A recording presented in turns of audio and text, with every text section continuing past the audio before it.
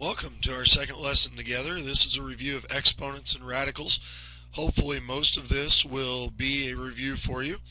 Let's just jump right in. We talk about exponential notation here, and we can't talk about exponential notation without talking about a base and an exponent.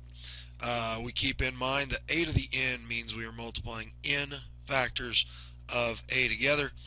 We see that here a to the first is just a squared is a times a cubed is a multiplied by itself 3 times, a to the 6 is a multiplied by itself. You'll notice if we count these out, there are 6 of them. Some special rules, if you will. Exponents, any non-zero number to the 0 power is 1.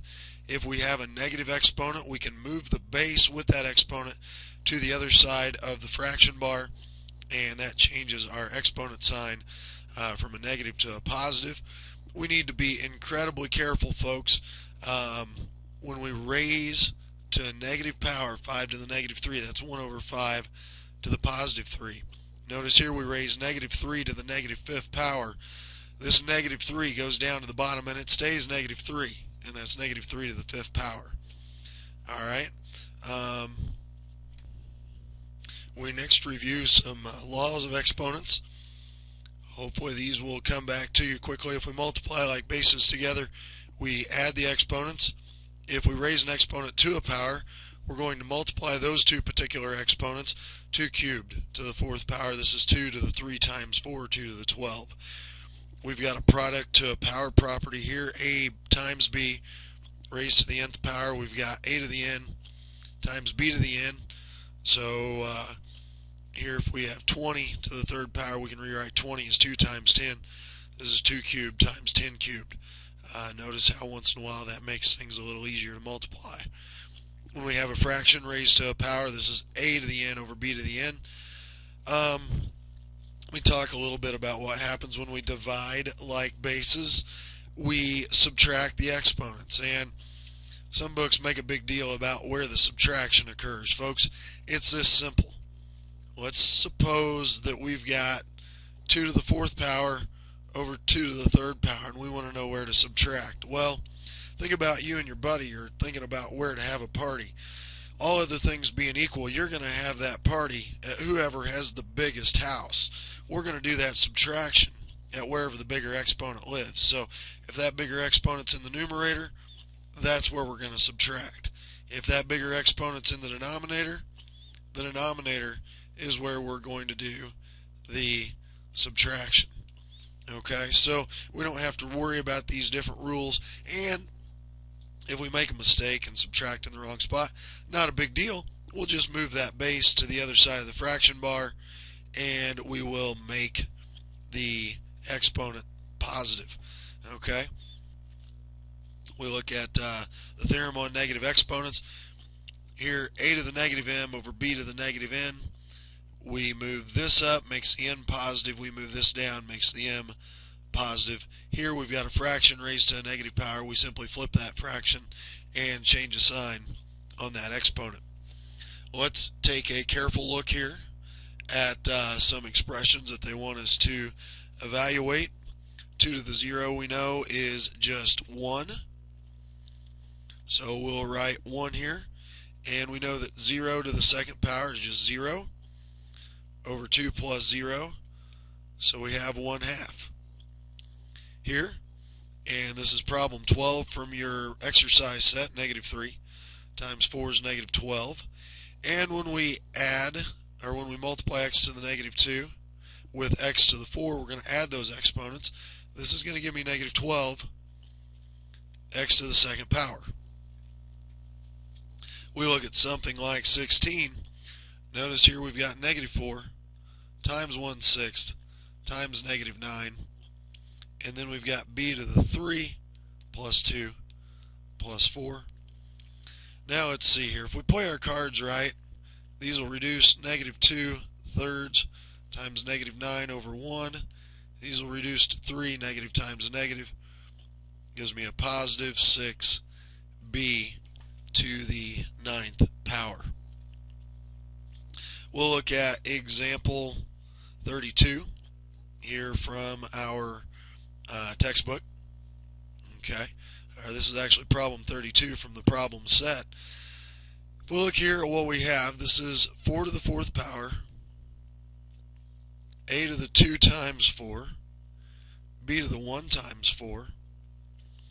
Now we've got negative 1 squared, because remember folks, this is really a negative 1 there.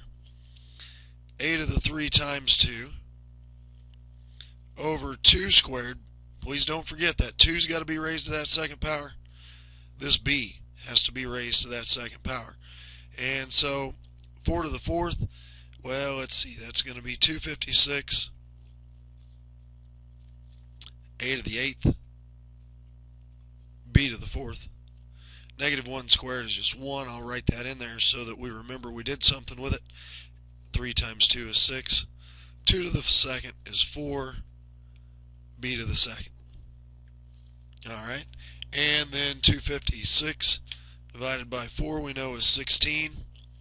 Let's take a look here. The a's are being multiplied together, so we have to add those exponents. The b's, we're going to subtract the exponents. We're looking at 16.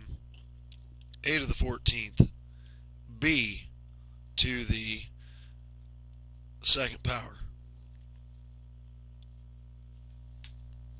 Let's look at one more example here, problem number 40. 3 times negative 2. And then if we read carefully, this is x to the 1/2 plus 5 halves. Negative 6, x to the 6 halves, which is negative 6. X cubed. And now, just as we've worked several examples here, I'm going to ask you to turn to your textbooks and to put on the board, please have 6, 18, 22, and 30 ready. And then there are several more that you can get some practice on. We want to make sure that we have these down because we'll be using these a lot to help us in simplifying expressions, etc. So that's why we've got several to look at and why we've looked at several. Moving on here from exponents just momentarily to the idea of roots, and these are very closely related. We talk about the principal nth root of a number. N is what we call the index. Alright, we may see this later. I'm going to go ahead and define it now. It's a term I like to use. N's my index. And A is the radicand. A is the radicand. And so again, reviewing here, if A is 0, the nth root of A is 0. If A is positive, then the nth root of A is the positive real number B, such that B to the n power equals A. We do need to be a little bit careful here. If my radicand is negative and n, my index is odd, no problem. Then we can evaluate that expression. However, if A is negative and my index is even, this is not going to be a real number. Some of you know how to handle this if we're working over the complex numbers. If you don't, we'll investigate that in a later section of this unit. But for now, we're just going to think about the fact if my radicand's even, my radicand is negative, my index is even, then we do not have a real number. So you can see some properties here of real numbers that help us to illustrate what we were just talking about. As long as the nth root of a to the n, that's always going to equal the absolute value of a. Now if it's a case where my radicand is non-negative, then you'll notice that we can write the nth root of a to the n as just simply a. Here you can see some laws of radicals. The nth root of a product is the product of the two nth roots. Same thing with a quotient. And if we raise, basically if we take a root of a root, we're going to multiply my two indices together. Some things to think about. The square root of the sum of squares is not the sum of the two square roots. And we can see those illustrated here. I'll let you consider those. Certainly, if you have questions, bring those with you to our discussion on them that we are going to have in class. Mentioned a few minutes ago that roots and exponents are carefully related, closely related. A to the m over n. Notice how the denominator here is my index, and my numerator here becomes my exponent, if you will. Now, it is possible to raise the radicand to the power first and then find the root, but I think it is much easier to first find the root. That gives us a smaller number, and then we're going to raise that to a power. If we look here at problem number 8 from our problem set, this is example 6 here in the notes, we want to express the number in the form a over b, where a and b are integers. You're going to notice here we've raised this to a negative power, so this is 1 over 16 to the 3/4. Well, this is, this is 1 over the 4th root of 16 to the 3rd power. Now, we could raise 16 to the 3rd power first. I will tell you that 16 to the 3rd power is 4,096. Then you're left to find the 4th root of that. I believe it is much easier. We know what the 4th root of 16 is. It's 2. Then we're going to cube that, and we know that 2 cubed is 8. If we look at example 7, we need to think about what we have here. Folks, be careful. This is 8 to the 1/3, r to the 1/3, times 2, r to the 1/2. Now, if we play our cards carefully, 8 to the 1/3 we know is the cube root of 8 times 2. Notice what's going on. We're multiplying the two r's together. 1/3 plus 1/2. Okay, the cube root of 8 is 2 times 2. We need a common denominator here. That's 6. I'm going to multiply bottom and top by 2. 2/6 plus 3/6. So we're looking at 4r to the 5/6. 4r to the 5/6. Now, I'm going to have you work 41 and 46 in preparation for our class discussion. Whoever gets chosen to work problem 41, you're in luck. Of course, that's an odd, so your answer's in the back. When you've completed those, you need to make sure 35, 37, 38, 42, and 43 are all prepared on your homework to hand in. If we rewrite the cube root of x cubed plus y squared, that quantity, using rational exponents, we've got x cubed plus y squared. We know the cube root is the same as raising that to the 1/3 power. And now you can work problem 52 for class and see how you're able to do. And then 4 problems, 47, 49, 50, and 51. Please have those on your homework assignment and ready to turn in. We continue to practice changing exponential notation to radical notation. You'll notice here only the y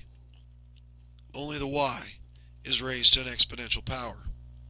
But here 64y is my base, and so this becomes the cube root of 64y. Okay? Now we prepare to ready ourselves for the idea of rationalizing either a numerator or a denominator. To this point, most of you have probably only talked about rationalizing denominators. It turns out in this class that there will be times where we're going to rationalize numerators. Please keep in mind as we go through not only this lesson but this course that there are times where we're going to learn how to do skills that they may not seem particularly important now, but as you go through your courses beyond this, they'll come in very, very handy. This next paragraph that we're going to look at may seem a little complicated, but hopefully as I go through these next few examples with you, it will become a little simpler. Okay? Let me read this. If the denominator of a quotient contains a factor of the form the nth root of a to the k, where k is less than n and a is greater than 0, then multiplying the numerator and denominator by the nth root of a to the n minus k will eliminate the radical. Okay, will eliminate the radical. And so if we have the nth root of a to the k, we multiply that by the nth root of a to the n minus k. Notice here, the k's go away, the nth root of a to the n is equal to a. Of course, the big thing to look out for here is we said our radicand is positive. This process is called rationalizing the denominator. Okay. Notice here, let's take this second line. I've got the cube root of a to the 1. I'm going to multiply this by the cube root of a to the 3 minus 1. Notice I've got my index minus my exponent here. Now what this gives me is the cube root of a to the 1 times the cube root of a squared. Okay? And if you remember from what we talked about a little bit ago, this becomes the cube root of a to the 1 times a to the 2, which we know from the start of this lesson is a to the 1 plus 2.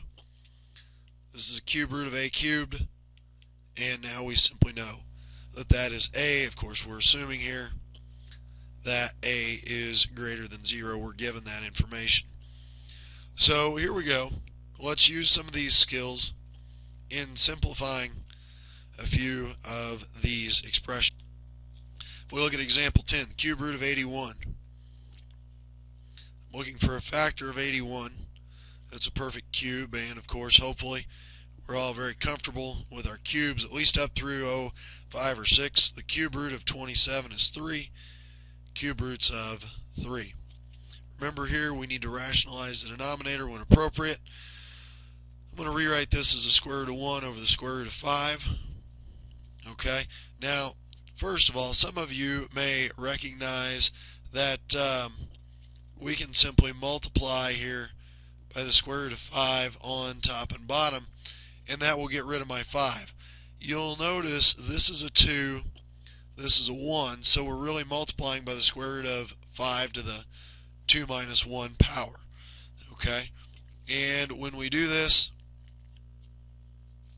of course, square root of 1 is 1 times the square root of 5. Square root of 5 times the square root of 5 is simply 5. We have successfully rationalized the denominator there of that expression. Let's carefully look at problem 68 now from the problem set. Serves as example 12 here in this set of lecture notes. We have the square root of 1 over 3x cubed y. Now, this is the square root of 1, and I didn't mean to have a radical this big. So let me rewrite this. Square root of 1 over the square root of 3x cubed y. Now, we recognize the square root of x cubed. We can rewrite this, of course, the square root of 1 is 1. We can rewrite the square root of x cubed if we have a little thinking bubble here. Square root of x cubed is the square root of x squared times the square root of x, which is just x radical x. So I'm going to pull that x out front. Now we've got the square root of 3xy. And I would encourage you, this one makes our lives a little nicer. You'll notice that 3xy, these are all raised to the first power. So I am going to rationalize here by multiplying the top and bottom of this expression by the square root of 3xy. And when I do that, the result is the square root of 3xy divided by x times 3xy. Simplified, square root of 3xy over 3x squared y. And we'll circle our final answer so that there is no doubt in what we are talking about. Alright, well, let's tackle example 13 here. And of course 13 sometimes thought to be an unlucky number. I don't know if it's unlucky here or not, but this problem is a little bit ugly. you'll notice that I have tried to reach deep into the problem set to give you some examples here. It was always frustrating to me as a student when teachers and textbooks especially seem to just work the easier ones for examples. So we're going to plow in here and see if we can get through this. I'm going to break this up as the fourth root of x to the 7th, y to the 12th, over the fourth root. Now guys, I'm going to factor 125 into its prime factorization. I'm going to make that 5 cubed x. Alright, and when we do this, we'll recognize that this numerator, we can talk about the fourth root of x to the 4th times the fourth root of x cubed times the fourth root of y to the 12th all over the fourth root of 5 cubed times the fourth root of x. Now let's get this numerator cleaned up first, alright? And then we'll worry about that ugly denominator. We'll come up here. The fourth root of x to the 4th, of course, is just x. Fourth root of y to the 12th is y cubed. Certainly, if you have questions on those, please make note of them and bring them with you to class as we're going through the discussion. We can certainly revisit this example if we need to. Notice or any of the examples, as far as that goes. Always happy to revisit any of these examples. Just feel free to ask. Now we've got the fourth root of x cubed on top. Now let's see what we've got on bottom here.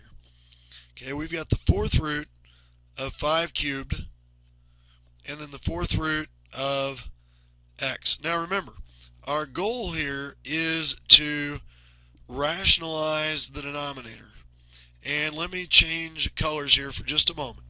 We need to get the radicals off of the bottom. I'm going to multiply here by the fourth root of 5 to the 4 minus 3. Okay?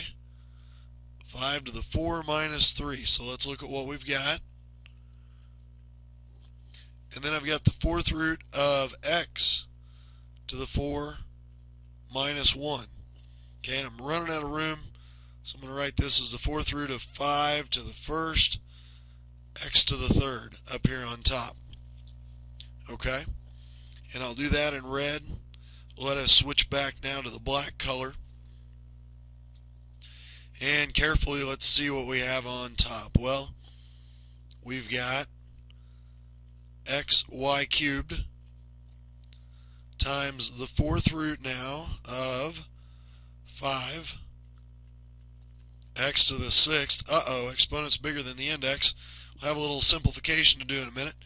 Let's hope, though, that we've gotten the radicals to go away, or we will here soon on bottom. This is the fourth root of 5 to the 4th, x to the 4th. Well, this is looking good for the bottom. We've got xy cubed times the fourth root of x to the 4th times the fourth root of 5x squared all over 5x. Alright, so this gives me xy cubed times x times the fourth root of 5x squared all over 5x. And folks, the end is in sight. X times x is x squared y cubed times the fourth root of 5 x squared all over 5x. Hey, a little more simplifying to do. We're almost home. These x's will reduce x y cubed times the fourth root of 5x squared all over 5. You may want to replay this one and check it out again. Several problems here that we're going to put on the board to talk about and go over in class tomorrow. You can see them: 58, 60, 64, 78, and 80. Please work those out. I know they're going to take a little bit of time, but check them out. And then some more. Again, a lot of skill here. Kind of messy, but important to look at. You may think as we look here at our last example for this lesson that, oh my goodness, that one was really difficult. This is problem 96 from the problem set. How ugly is this one going to be? Hopefully you'll find it not to be too bad. Let's take a look here at our viewing distance. On a clear day, the distance d in miles that can be seen from the top of a tall building of height h can be approximated by d equal 1.2 times the square root of h. Approximate the distance that can be seen from the top of the Sears Tower, which is 1,454 feet tall. Of course, some of you are thinking, well, it's not called the Sears Tower anymore. Yeah, that's true. But that's what most of us, I think, still know it as. This is a pretty cool application, I think. If you've been to the top of the arch or some other tall structures, I was on top of a Space Needle or something down in San Antonio one time. H is my height in feet here. If I want to know what my viewing distance is, 1.2 times the square root of 1,454. And we type that out, and we get approximately 45.8 miles is that distance there. So we'll take a look at problem 100 as you guys presented in class. Please work problems 97 and 98. Have those ready to go on the homework. And this wraps up our second section from chapter 1.